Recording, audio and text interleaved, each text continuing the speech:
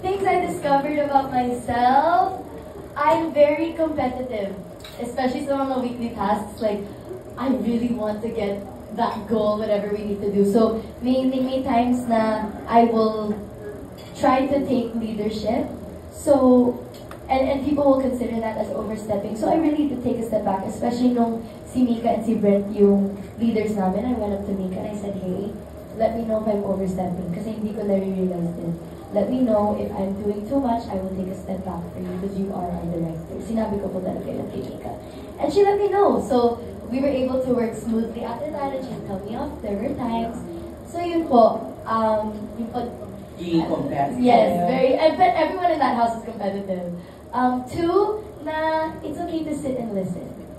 I feel like it's, and I keep saying this, in a world that's very noisy, in an industry that's very fast-paced, I learned to move with that fast pace. But in that house, you really can take time and just listen muna to the instructions, to our leaders, so that you can move forward smoothly. Yun po. I think those are my main. And communication, na talagang communication is the key. Ako po kasi sobrang overthinker po talaga ako, so I need to get advice from other people.